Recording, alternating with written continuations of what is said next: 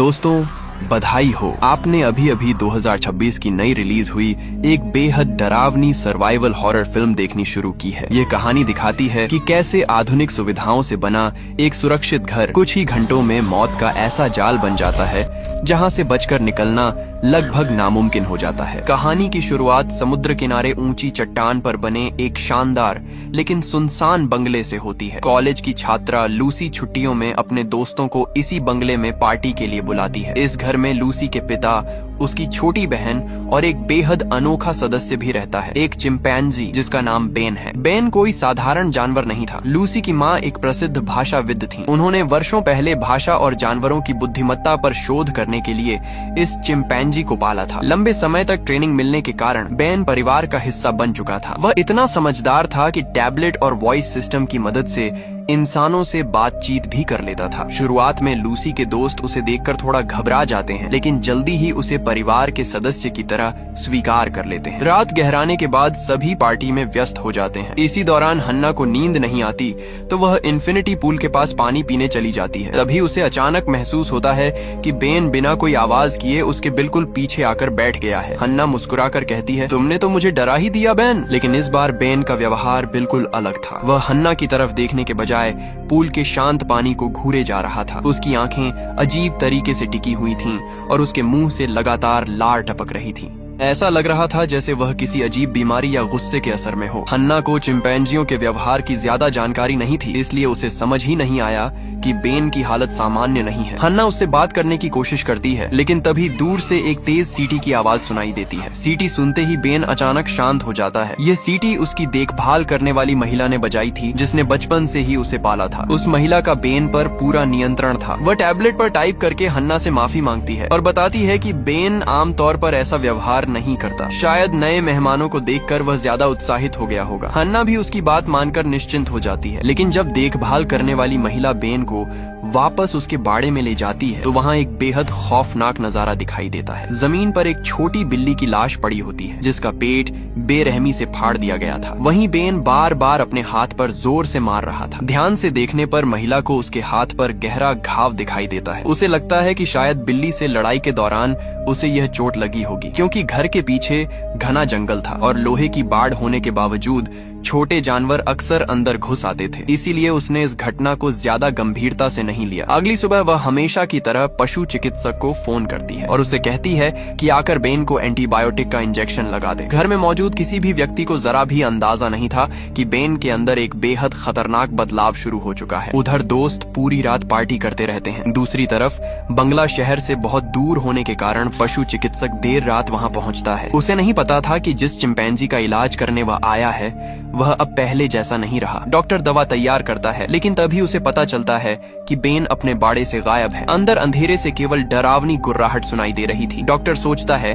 कि शायद इंजेक्शन के डर से वह छिप गया होगा। वह प्यार से कहता है, आओ बेन, गले लगो और इंजेक्शन लगवा लो। यकीन मानो, इससे तुम्हें अच्छा लगेगा। बेन धीरे धीरे अपना हाथ आगे बढ़ाता है। डॉक्टर को लगता है कि सब ठीक है, लेकिन अगले ही पल उसी समय घर के अंदर केट को प्यास लगती है। वह नीचे पानी लेने आती है और देखती है कि बेन का पसंदीदा खिलौना मेज पर पड़ा हुआ है। केट अक्सर इस घर में आती रहती थी और जानती थी कि बेन कभी भी अपना खिलौना अपने से दूर नहीं रखता। उसे यह बात बहुत अजीब लगती है। तभी उसकी नजर कमरे में खड़े बेन पर पड़ती है। वह उसे आवाज देती है, बेन, तुम यहाँ क्या कर रहे हो? लेकिन बेन कोई जवाब नहीं देता। वह बेहद डरावनी नजरों से सीधे केट को घूर रहा था। उसका चेहरा गुस्से और हिंसा से भरा हुआ था। केट घबरा जाती है और दोबारा पूछती है, बेन, क्या हुआ? मैं हूँ केट। लेकिन बेन फिर भी चुप रहता है। डरी हुई केट तुरंत लूसी को बुलाने जाती है। दोनों वापस आते हैं तो देखते हैं कि बेन वहाँ से गायब हो चुका है। जमीन पर पड़े उसके खिलौने पर ताजा खून लगा हुआ था। इससे पहले कि वे कुछ समझ पाते, बाहर से किसी की दिल दहला देने वाली चीख सुनाई देती है। दोनों आवाज की दिशा में भागते हैं। बाहर पहुंचकर देखते हैं कि बेन पूल के किनारे खड़े बाकी दोस्तों पर जोर जोर से गुर्रा रहा है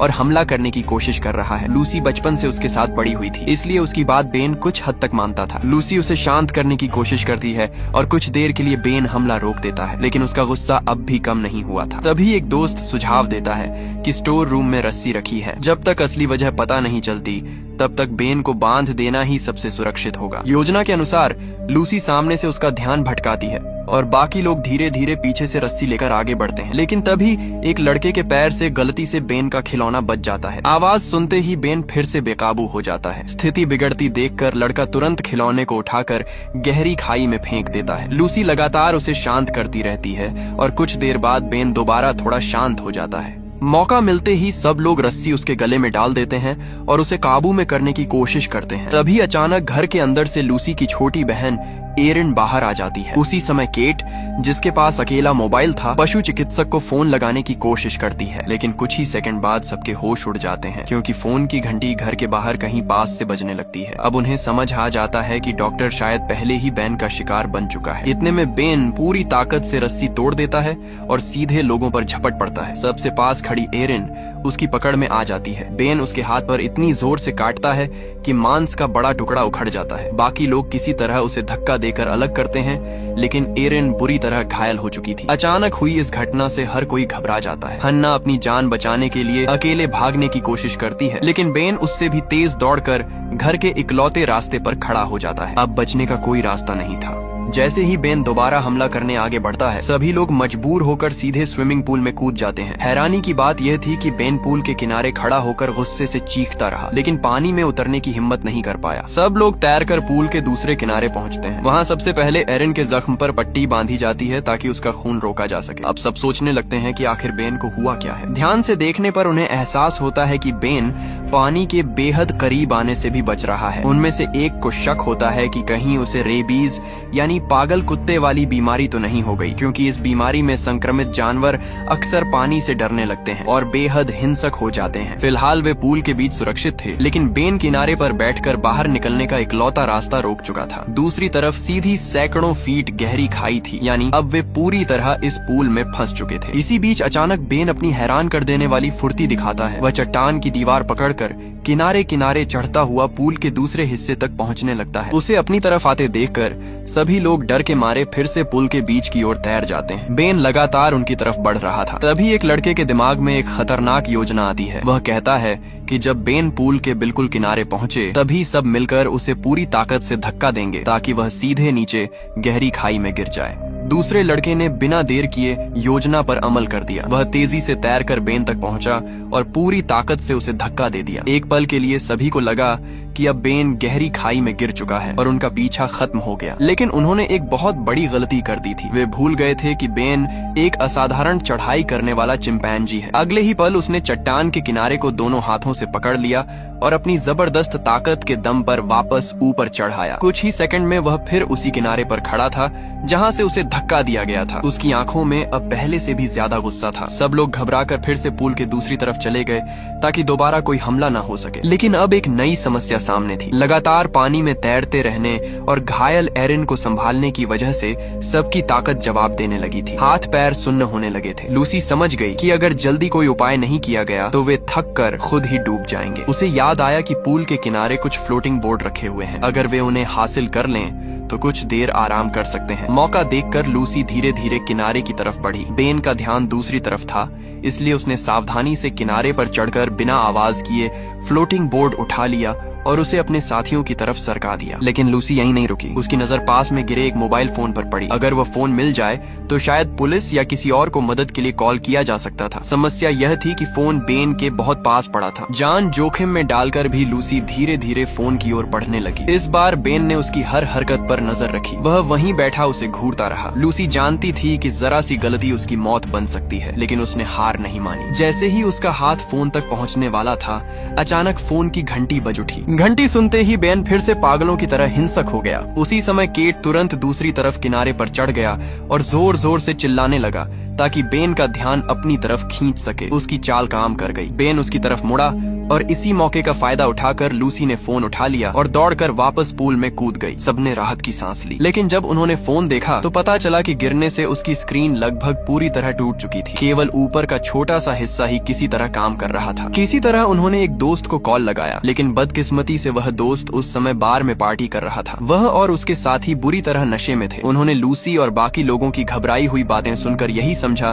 कि सब मजाक कर रहे हैं। हन्ना गुस्से में फोन छीनकर उन पर चिल्लाने लगी, लेकिन तभी एक एक और हादसा हो गया। जब सबका ध्यान फोन पर था, बेन बिजली के तारों के सहारे चढ़कर पूल के बिल्कुल ऊपर पहुंच चुका था। किसी को इसका जरा भी अंदाजा नहीं था। अचानक उसने ऊपर से झपट्टा मारा और एना के बालों को इतनी जोर से पकड़ा कि उसके सिर की खाल का बड़ा हिस्सा बालों समेत उखड़ गया। दर्द से उसकी चीख निकल गई। हड़बड़ाहट में फोन भी पानी में गिर गया और अब वह पूरी तरह खराब हो चुका था। अब किसी को नहीं पता था कि उनकी मदद की गुहार उन नशे में धुत दोस्तों तक पहुंची भी थी या नहीं। उनके पास उम्मीद करने के अलावा कोई रास्ता नहीं बचा। काफी समय बीत गया। अचानक उन्हें महसूस हुआ कि चारों तरफ अजीब सी खामोशी छा गई है। उन्होंने सावधानी से चारों ओर देखा तो पाया कि बेन कहीं दिखाई नहीं दे रहा था। लूसी समझ गई कि शायद यही मौका है। वह तुरंत पूल से बाहर निकली। उसे याद था कि ड्राइंग रूम में एक और मोबाइल चार्जिंग पर लगा हुआ है। केट भी उसके साथ हो लिया। दोनों बेहद सावधानी से सीढ़ियां चढ़कर घर के अंदर पहुंचे। पूरा बंगला डरावनी खामोशी में डूबा हुआ था। ऐसा लग रहा था मानो हर कोने से कोई उन्हें देख रहा हो। दोनों बिना आवाज किए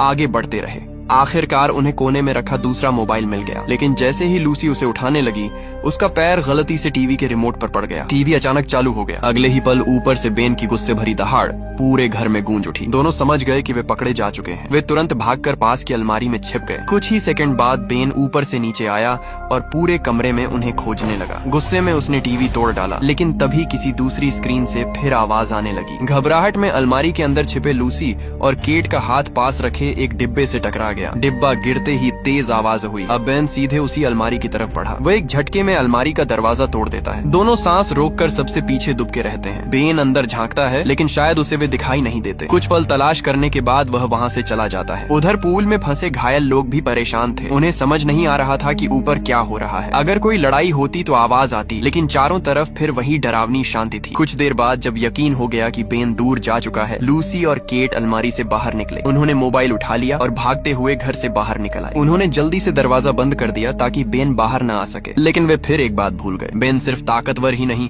बेहद बुद्धिमान भी था। पहले उसने दरवाजा खोलने की कोशिश की। जब वह सफल नहीं हुआ तो कुछ देर के लिए वहाँ से चला गया। लूसी और केट ने सोचा कि खतरा टल गया, लेकिन अगले ही पल बेन पूरी रफ्तार से दौड़ता हुआ आया और अपनी पूरी ताकत से कांच की दीवार तोड़कर सीधे बाहर निकल गया। कांच के टुकड़े चारों तरफ बिखर गए। भागते हुए सबसे पीछे चल रहे केट को उसने पल भर में पकड़ लिया और जमीन पर गिरा दिया। केट को संभलने का मौका भी नहीं मिला। बेन उस पर टूट पड़ा। लूसी भागकर बच निकली, लेकिन अब वह खुद भी उसकी पहुंच में आ चुकी थी। उसी समय हन्ना हिम्मत करके पूल से बाहर निकली। उसे जमीन पर पड़ी टूटी हुई रस्सी दिखाई दी। उसने चुपके से पीछे जाकर रस्सी बेन के गले में डाल दी और पूरी ताकत से खींचने लगी। रस्सी के झटके से बेन को मजबूर होकर लूसी को छोड़ना पड़ा। लूसी तुरंत वहाँ से भाग निकली। अब हन्ना और लूसी दोनों मिलकर रस्सी खींचने लगे। उनका इरादा था कि किसी तरह बेन को पानी में घसीट लें। उन्हें उम्मीद थी कि अगर उसे सचमुच रेबीज है तो पानी का डर उसे बुरी तरह कमजोर कर देगा, लेकिन उन्होंने उसकी ताकत का गलत अंदाजा लगाया था। बेन ने जबरदस्त ताकत लगाई और सारी कोशिशें नाकाम कर दी। काफी देर तक संघर्ष चलता रहा, लेकिन आखिरकार स्थिति फिर वहीं पहुंच गई जहां से शुरू हुई थी। मुसीबत यहीं खत्म नहीं हुई। उधर बार में मौजूद दो लड़कों को आखिरकार कुछ शक हुआ और वे बंगले की तरफ आ गए, लेकिन वे अभी भी यही समझ रहे थे कि उनके दोस्त कोई मजाक या सरप्राइज प्लान कर रहे हैं। उन्होंने पुलिस को खबर देने की बजाय हंसते हुए खुद ही अंदर जाना बेहतर समझा। पूरा बंगला अंधेरे और सन्नाटे में डूबा था, लेकिन शराब के नशे में दोनों को कुछ भी अजीब नहीं लगा। उन्होंने सोचा कि सब लोग छुपन छुपाई खेल रहे हैं, इसलिए दोनों अलग अलग दिशाओं में दोस्तों को ढूंढने निकल पड़े। सुनहरे बालों वाला लड़का ऊपर वाले कमरे में पहुंचा। उसने हर जगह देखा, लेकिन कोई नहीं मिला। थक कर वह बेफिक्र होकर बिस्तर पर बैठ गया। तभी उसे पास से हल्की सी आवाज सुनाई दी। वह कुछ समझ पाता उससे पहले ही बेन अचानक अंधेरे से निकलकर उसके सामने आ गया। लड़का डर गया। उसने जेब से अपनी कार की चाबी निकालकर बेन को शांत करने की कोशिश की, लेकिन उसका यह कदम उल्टा पड़ गया। बेन भड़क उठा। उसने लड़के को बिस्तर पर दबोच लिया। लड़का लगातार गालियां देता रहा और छूटने की कोशिश करता रहा। तभी बेन ने अपना हाथ उसके खुले मुंह के अंदर डाल दिया। अगले ही पल उसने पूरी ताकत से उसका जबड़ा दोनों तरफ से फाड़ डाला। कमरा उसकी दर्दनाक चीखों से गूंज उठा, लेकिन कुछ ही सेकंड में सब कुछ हमेशा के लिए शांत हो गया। उधर दूसरा लड़का जो बाहर अपने दोस्तों को ढूंढ रहा था, धीरे धीरे बंगले के पिछले हिस्से की ओर बढ़ने लगा। उधर बाहर पहुंचा दूसरा लड़का आखिरकार पूल में फंसे अपने दोस्तों को देख लेता है। उसे पूरी सच्चाई का जरा भी अंदाजा नहीं था। वह मुस्कुराते हुए समझता है कि शायद उसने सबको ढूंढ लिया है और कोई मजाक चल रहा है। पूल में मौजूद लोग पूरी ताकत से उसे इशारा करते हैं कि वह चिल्लाए नहीं और तुरंत वहां से भाग जाए, लेकिन वे इतने थके हुए थे कि उनकी आवाज उसके कानों तक ठीक से पहुंच ही नहीं पाती। तभी उस लड़के को पास ही किसी हलचल की आवाज सुनाई देती है। वह सावधानी से आगे बढ़ता है और जमीन पर खून से सना कोई अजीब सा मांस का टुकड़ा देखता है। शुरुआत में वह उसे कोई जानवर समझकर नजरअंदाज कर देता है, लेकिन जैसे ही उस पर इंसानी दांत दिखाई देते हैं, उसके पैरों तले जमीन खिसक जाती है। अब उसे एहसास होता है कि यहाँ कुछ बहुत भयानक हो चुका है। घबराकर वह पीछे हटता है और पास पड़ी एक फावड़े जैसी लोहे की कुदाल उठा लेता है ताकि अपनी रक्षा कर सके। उसी समय ऊपर से लड़ाई की आवाजें आने लगती हैं। हन्ना समझ जाती है कि यही भागने का सबसे अच्छा मौका है। वह अपने साथियों की परवाह किए बिना अकेले ही पुल से बाहर निकल जाती है। दूसरी तरफ वह लड़का अब पूरी तरह बेन के सामने बेबस हो चुका था। बेन लगातार उसी लोहे की कुदाल से उस पर वार करता जा रहा था। हर वार के साथ उसका शरीर कांप रहा था और कुछ ही क्षणों में वह पूरी तरह निढाल हो गया। हन्ना टूटे हुए कांच के टुकड़ों से बचते हुए चुपके से घर के अंदर घुस जाती है। वह जल्दी जल्दी एक मोबाइल फोन और कार की चाबियां उठाती है और बाहर की ओर भागती है। इस बार वह बिना किसी रुकावट के एक कार तक पहुंच जाती है और तुरंत उसके अंदर बैठ जाती है। लेकिन जैसे ही वह इंजन स्टार्ट करने की कोशिश करती है, उसे पता चलता है कि चाबी कार में लग ही नहीं रही। कार के अंदर रखे सामान को देखकर उसे समझ आता है कि वह गलती से दूसरी कार में बैठ गई है। उसके हाथ में किसी और गाड़ी की चाबी थी, जबकि यह कार उन दो लड़कों की थी जो अभी कुछ देर पहले यहाँ आए थे। हन्ना तुरंत बाहर निकलकर सही कार तक पहुँचने की सोचती है, लेकिन तभी उसकी नजर सामने खड़े बेन पर पड़ती है। बेन न जाने कब वहाँ पहुँच चुका था। अब बाहर निकलना मौत को बुलाने जैसा था। डर के मारे हन्ना दोबारा कार के अंदर छिप जाती है, सारे दरवाजे लॉक कर देती है और कांपते हाथों से पुलिस को फोन मिलाती है। इस बार कॉल लग जाती है। वह रोते हुए पुलिस को पूरी घटना बताने लगती है, लेकिन बात करते करते अचानक उसे महसूस होता है कि बेन दिखाई नहीं दे रहा। वह घबराकर चारों तरफ देखने लगती है। तभी बिना किसी चेतावनी के कार का पिछला डिक्की वाला दरवाजा अपने आप खुल जाता है। हन्ना समझ जाती है कि कुछ बहुत बुरा होने वाला है। वह बाहर निकलकर भागने की कोशिश करती है, लेकिन अब बहुत देर हो चुकी थी। उधर बंगले के अंदर कुछ देर से सब शांत हो चुका था। लूसी हिम्मत जुटाकर एक बार फिर ऊपर जाती है, लेकिन इस बार जल्दबाजी में उसका पैर टूटे हुए कांच पर पड़ जाता है। कांच उसके पैर में गहराई तक धंस जाता है। दर्द से उसके मुंह से चीख निकलने ही वाली थी, लेकिन वह समय रहते अपना मुंह दबा लेती है। फिर भी हल्की सी आवाज बेन तक पहुंच जाती है। बेन तुरंत उसकी तरफ बढ़ने लगता है। ऐसे नाजुक समय पर अचानक बाहर से कार के इंजन की आवाज सुनाई देती है। यह आवाज लूसी के पिता की थी, जो वापस घर लौट रहे थे। जोरदार इंजन की आवाज सुनकर बेन का ध्यान लूसी से हट जाता है और वह बाहर की ओर दौड़ पड़ता है। लूसी किसी तरह छिप जाती है। लूसी के पिता सुन और बोल नहीं सकते थे। इसी वजह से उन्हें आसपास हो रही हलचल का अंदाजा नहीं लग पाया। उन्हें बिल्कुल भी एहसास नहीं था कि पूरा घर मौत के साए में डूब चुका है। लूसी बेन का ध्यान अपनी तरफ खींचकर पिता को बचाने की कोशिश करती है, लेकिन खुद बचने के लिए उसके पिता को मजबूर होकर सोफे के नीचे छिपना पड़ता है। बेन भी उनके पीछे पीछे अंदर आ जाता है। इसी दौरान घायल एरिन अपनी चोट की परवाह किए बिना बहादुरी दिखाती है। वह जानबूझकर बेन का ध्यान अपनी तरफ खींच लेती है ताकि उसकी बहन और पिता बच सकें, लेकिन घायल पैर के कारण वह तेजी से भाग नहीं पाती। बेन पल भर में उसे पकड़कर जमीन पर गिरा देता है। दोनों बहनें मिलकर पूरी ताकत से उसका सामना करने लगती हैं। उधर लूसी के पिता ऊपर कमरे में पहुंचते हैं और वहां बिस्तर पर पड़े उस लड़के की बुरी तरह क्षत विक्षत लाश देखते ही सब समझ जाते हैं कि घर में क्या तबाही मच चुकी है। वे तुरंत नीचे दौड़ते हैं और ठीक समय पर पहुंचकर अपनी बेटियों की जान बचाने की कोशिश करते हैं। बेन कुछ पल के लिए उन्हें पहचान कर रुक जाता है। ऐसा लगता है मानो उसके अंदर का पुराना वफादार बेन अभी भी कहीं जिंदा हो, लेकिन अगले ही पल बीमारी फिर से उसके दिमाग पर पूरी तरह हावी हो जाती है। वह पहले से भी ज्यादा हिंसक होकर उन पर टूट पड़ता है। लूसी के पिता और बेन के बीच जबरदस्त हाथापाई शुरू हो जाती है। शुरुआत में वे पूरी ताकत से मुकाबला करते हैं, लेकिन बेन की असाधारण शक्ति के सामने वे भी घायल होकर जमीन पर गिर पड़ते हैं। लूसी तुरंत उनकी मदद के लिए दौड़ती है। वह लोहे की कुदाल से बेन पर कई जोरदार वार करती है, लेकिन उन वारों से बेन रुकने की बजाय और भी भयानक रूप से उग्र हो जाता है। उसी समय लूसी के पिता पास पड़ी कांच की बोतल उठाकर पूरी ताकत से बेन के सिर पर मारते हैं। बोतल टूट जाती है। फिर वे उसी टूटे हुए नुकीले कांच को बेन के सीने में पूरी ताकत से घोंप देते हैं। इस बार बेन लड़खड़ाने लगता है। धीरे धीरे उसकी ताकत खत्म होने लगती है। कुछ ही पलों में वह जमीन पर गिर जाता है और बिल्कुल शांत हो जाता है। तीनों को लगता है कि आखिरकार यह डरावना सपना खत्म हो गया। वे राहत की सांस लेने ही वाले थे कि तभी अचानक बेन फिर से हिलने लगता है। वह लड़खड़ाते हुए एक बार फिर खड़ा हो जाता है। लूसी यह देखकर जोर से चिल्लाती है और तुरंत अपने परिवार को पीछे धकेल देती है। इसी दौरान उसके पिता आखिरी बार पूरी ताकत लगाकर बेन को पकड़ लेते हैं। संघर्ष के दौरान बेन का शरीर टूटे हुए लकड़ी के नुकीले हिस्सों पर जा गिरता है। इस बार वे लकड़ियां उसके शरीर को आर पार चीर देती हैं। बेन वहीं हमेशा के लिए दम तोड़ देता है। यहीं इस भयावह कहानी का अंत होता है। अगर आपको तेज रफ्तार सर्वाइवल हॉरर और बी ग्रेड मॉन्स्टर फिल्में पसंद हैं तो यह फिल्म शुरुआत से आखिर तक रोमांच से भरपूर अनुभव देती है। निर्देशक ने भावनात्मक कहानी पर ज्यादा समय खर्च करने के बजाय